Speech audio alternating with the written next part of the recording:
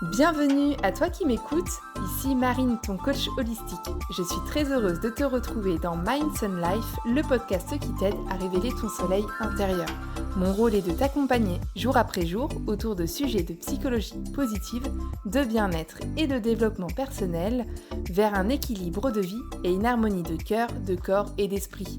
Parce que nous sommes tous un petit soleil qui attend de briller. Je suis contente de te retrouver dans ce nouvel épisode de Mind Sun Life. Aujourd'hui, nous allons parler de la blessure de l'humiliation. Tu sais, cette blessure qui nous donne ce sentiment de honte, de dégoût envers nous-mêmes. Eh bien, ça va être le sujet de cette nouvelle audio. La blessure de l'humiliation, elle se réveille entre 1 et 3 ans. C'est le moment où l'on apprend à faire les choses seul. Et contrairement à toutes les autres blessures, ça va être la seule blessure qui va se focaliser sur le savoir-faire et non sur le savoir-être. Cette blessure, elle va se développer lorsqu'à l'enfance, on a eu l'impression que nos parents avaient honte de nous, quelles que soient les circonstances, que ce soit au sujet de la propreté, au sujet de l'école. C'est tout simplement le fait de ressentir ce dégoût et de se sentir humilié et honteux. On va être blessé dans son être profond. Et c'est à partir de ce moment-là précis que l'on va développer la blessure de l'humiliation. Cette blessure, elle peut être vécue avec le parent du même sexe ou pas. Ce qu'il est essentiel de retenir, c'est que si cette honte provient de notre mère, c'est que ça touche à notre sexualité, à notre propreté. Par contre, si c'est une honte qui provient de notre père, ça va plutôt être lié à l'apprentissage. Et pour pouvoir camoufler cette blessure, pour pouvoir activer son mécanisme de défense, on va mettre le masque que l'on appelle le masochiste. Pourquoi ? Eh bien tout simplement parce que inconsciemment, une personne qui a souffert d'humiliation va attirer à lui des situations pour se faire mal et il trouve même de la satisfaction à souffrir. Donc il y a d'une certaine façon une recherche de douleur inconsciente. C'est sa manière à lui de camoufler sa propre blessure. Pour ce qui est de l'enveloppe corporelle, alors attention, on peut avoir plusieurs blessures à la fois et ça va induire notre aspect physique. On peut être touché de la blessure d'humiliation mais être davantage touché par une blessure d'abandon et ça va avoir un impact sur notre enveloppe corporelle. Donc si tu souffres d'humiliation, tu n'as pas forcément les traits d'une personne qui porte le masque du masochiste parce qu'il se peut que tu souffres encore plus d'une autre blessure. Donc pour en revenir à quelqu'un qui a cette blessure d'humiliation, ça va être souvent quelqu'un qui a des rondeurs parce qu'il a ce besoin d'être présent pour les autres. Il veut exister et c'est de cette manière qu'il y arrive. Il veut exister et c'est de cette manière qu'il y arrive. Ça se traduit corporellement. Il va aussi avoir de larges épaules parce que c'est quelqu'un qui va vouloir s'en mettre beaucoup sur le dos.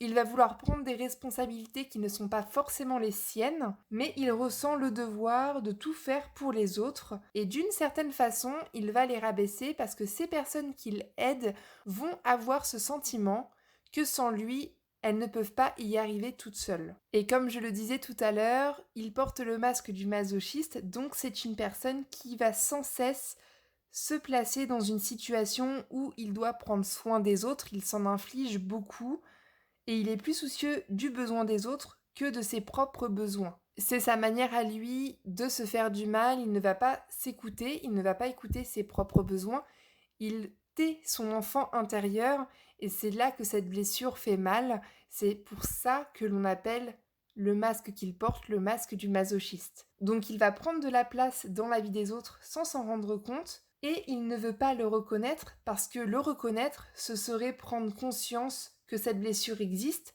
et que ça le bouffe intérieurement. Donc tu as compris, son poids en fait est le reflet de cette croyance. Il veut se sentir important et il va l'être dans ses actions aux yeux des autres, mais son corps va le traduire aussi. C'est quelqu'un qui va souvent se plaindre de tensions à la mâchoire, de maux de gorge, parce qu'il a du mal à exprimer ses sentiments, à exprimer ses besoins, et ce qu'il ressent, il garde tout pour lui et c'est la seule façon que son corps a trouvé pour lui faire une alerte, lui dire « attention, je suis là, fais attention à toi ». C'est généralement quelqu'un qui va être hypersensible parce que la moindre petite chose va l'atteindre, la moindre petite critique va le toucher et c'est aussi d'ailleurs pour cela que ça va être quelqu'un de très contrôlant avec lui-même, parce que c'est de cette façon qu'il va cacher la peur d'avoir honte de lui. Et je pense faire un podcast sur l'hypersensibilité, mais une des caractéristiques qui leur sont propres, c'est que ce sont des gens qui sont extrêmement empathiques, et c'est pour ça que quelqu'un qui a la blessure de l'humiliation va faire tout pour ne pas blesser les autres, il est très à l'écoute de son entourage, et il va même jusqu'à se rendre triste et coupable, il ressent de la culpabilité quand quelqu'un de son entourage ne va pas bien, il se rend responsable. Et le fait de se rendre utile, c'est sa façon pour lui de cacher sa blessure et de se faire croire qu'il ne souffre pas de cette blessure-là en particulier. C'est une blessure qui est très complexe parce que ces personnes vont aller même jusqu'à rire d'elles-mêmes, rire de leur corps, rire de leurs erreurs pour faire rire les gens autour, leur entourage, et c'est leur façon à eux de camoufler leurs blessures. Quelqu'un qui porte le masque du masochiste va souvent employer le mot petit, donc c'est assez paradoxal, mais c'est un peu le même principe que de rire d'eux-mêmes. Ils vont employer ce mot parce que inconsciemment, c'est ce qu'ils voudraient pour eux, donc ils vont dire qu'ils aiment les petites voitures, qu'ils aiment les petites maisons, et paradoxalement, pour se décrire eux-mêmes, ils vont plutôt employer le mot gros. Par exemple, si quelqu'un qui a la blessure d'humiliation va manger au restaurant, qu'elle se fait une tache, va tout de suite dire «Oh, je me suis fait une grosse tache», parce qu'inconsciemment, ça traduit la honte qu'elles ont d'elles-mêmes, le dégoût qu'elles ont pour elles-mêmes. Et d'ailleurs, pour savoir quelle blessure tu as si tu n'en as pas conscience, je t'invite à demander à ton entourage de faire attention au vocabulaire que tu emploies, parce qu'il est souvent très révélateur de la blessure que tu as en toi, cette blessure qui t'a blessé profondément, et ça peut être une façon de la démasquer, par exemple. Comme je le disais tout à l'heure, les personnes qui portent le masque du masochiste vont se faire du mal inconsciemment, elles vont se faire souffrir et elles ont un comportement assez typique, c'est qu'elles vont prendre les responsabilités qui ne leur appartiennent pas. Elles vont s'en vouloir, elles vont se rendre coupables pour des choses qu'elles n'ont pas faites. Un exemple tout bête qui m'est arrivé il n'y a pas si longtemps que ça, j'étais avec quelqu'un, on se préparait à manger, donc on mangeait quelque chose de différent. Et pendant que je m'occupais de ma cuisine, je me suis pas occupée du plat de la personne avec qui j'étais. Cette personne était à côté sur son téléphone et elle se réveille au bout d'un moment et elle se dit mince, je n'ai pas remué ce qui était en train de cuire.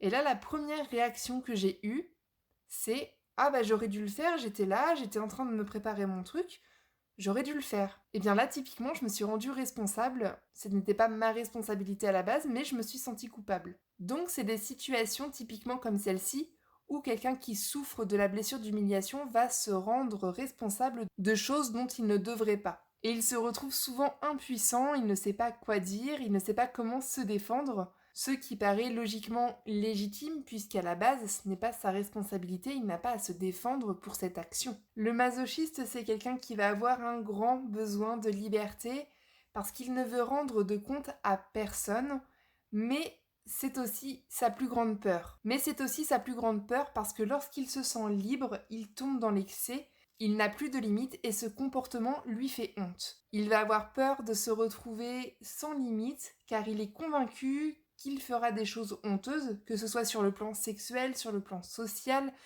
pour des achats compulsifs, dans n'importe quelle situation. Et le fait de garder tout ça pour lui, de garder tous ses besoins, toutes ses envies, il va garder beaucoup d'énergie en lui, et à un moment donné, quand ça doit péter, ça pète. Puisque là encore, c'est une blessure qui est paradoxale, il aime la liberté, mais il s'empêche de l'être. Et ça devient sa plus grande peur, parce qu'il pense qu'il ne saura pas gérer le fait de ne pas avoir de limites, donc il s'arrange inconsciemment pour ne pas être libre, pour ne pas avoir à gérer ces situations. Et lorsqu'il le fait, lorsqu'il se libère dans un domaine, il va s'emprisonner dans un autre, il va s'obliger à faire des choses qui ne répondent pas à ses propres besoins, et il se punit lui-même en croyant pénaliser quelqu'un d'autre, ou alors avant que quelqu'un ne le fasse, il préfère en réalité se donner le premier coup de fouet et ne pas tendre le bâton pour se faire battre comme on le dit si bien. C'est souvent des personnes qui vont avoir des mal de dos, puisqu'elles prennent trop de choses sur leurs épaules, elles prennent trop de responsabilités, des maux de gorge aussi, comme je l'ai dit tout à l'heure, parce qu'elles se retiennent de dire ce qu'elles pensent, elles se retiennent de dire ce qu'elles ressentent, elles bloquent leurs émotions, et c'est des personnes aussi qui vont se gratter souvent, parce que je ne sais pas si tu le sais, mais le fait de se gratter, ça signifie que tu as envie de quelque chose. Et comme ce sont des personnes qui ne communiquent pas assez sur leurs envies,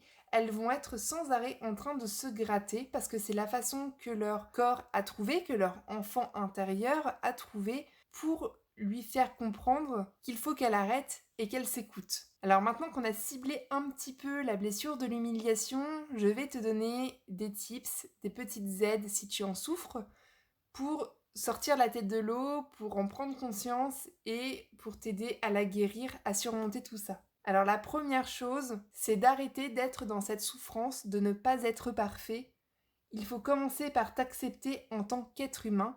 Personne n'est parfait, la perfection n'existe pas. Et le fait de t'accepter en tant qu'être humain, ça va t'amener à accepter tes imperfections, à accepter tes erreurs, à accepter le fait que personne n'est parfait et qu'il faut tomber pour se relever. Et le fait de casser cette pensée limitante de la recherche utopique de la perfection, ça va te permettre de t'accepter et surtout d'être accepté légitimement par les autres. Et là, typiquement, quand tu fais une erreur, plutôt que de te dire c'est de ma faute, je suis nul, je t'invite plutôt à te dire je fais de mon mieux et je m'en remercie. La deuxième chose que je peux te conseiller, c'est de prendre soin de toi. Souvent, les personnes qui sont atteintes de la blessure de l'humiliation, elles s'oublient, elles ne veulent pas se voir dans le miroir parce qu'elles se dégoûtent, elles ont honte d'elles. Et la première chose à faire pour guérir cette blessure est de faire un pas vers toi.